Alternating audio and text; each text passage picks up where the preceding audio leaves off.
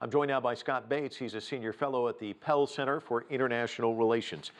Mattis kind of comes across as his own man. I know that you've had the opportunity to be in close proximity to him. What are your thoughts on him and some of the statements and how he's kind of trying to stake out positions perhaps different than what we're hearing from the White House? Yeah, well, Jim Mattis is a really interesting figure because he has the support of a lot of Democrats as well as Republicans, a trusted hand.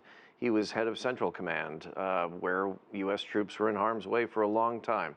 I think he's a guy with real integrity, and he didn't really seek the job. So he's so far a steady voice in this administration. I mean, let's be very clear. President Trump did not study international relations over the course of his career. And I think we can look at a couple things that were really out of character for American foreign policy for the last 75 years. You had the renunciation of the one China policy, and then you had the denial of the one state, he proposed a one-state solution would be okay in the Middle East. These are things that Democrats and Republicans have treated with unanimity for the last 35 years. So in an atmosphere where you have a new president who is an amateur at this, you have a steady hand in Jim Mattis, and I think a lot of people breathe a sigh of relief that he's in the position that he's in. He did walk back his comments about the one China policy. Yeah. It took a while, and it did raise some eyebrows. There's no doubt about that. Right. He did say that he doesn't see the Flynn resignation having an impact on the NATO meeting. But I suspect, and I want to get your thoughts on this, he's gathered there with a lot of people who are very confused by a lot of the signals.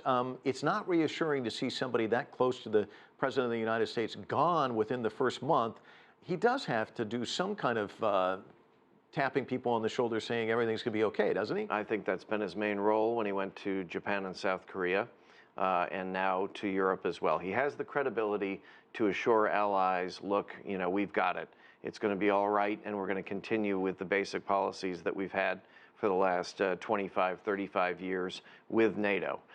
But, you know, if you are an ally of the United States, you have to be thinking twice. This entire international order the U.S. has underpinned since 1945 has been something accepted by Republicans and Democrats. Donald Trump is taking a new look at that. I don't think he has a particular way forward. It's more of a bilateral approach. He doesn't trust multilateral institutions. So if you're an ally of the U.S., you have to think, geez, do I have to develop a hedging strategy? What if you're a NATO member and you're seeing signals, this rather disjointed conversation with the Australian Prime Minister, the relationship with the Mexican Prime Minister? You keep seeing all of these kind of, which would be seen as allies, and yet sort of this coziness with Russia, at least the implication of that. If you're in NATO, what are you thinking?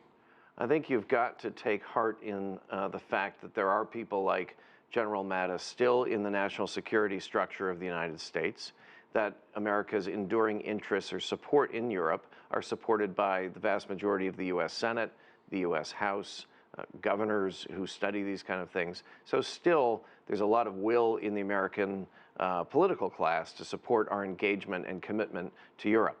But I would give this advice to America's allies, which is that whatever President Trump is saying, you just have to kind of take it in and wait for a day or two and see what the real policy is going to be. Some of this is for domestic consumption. Some of it is off the cuff.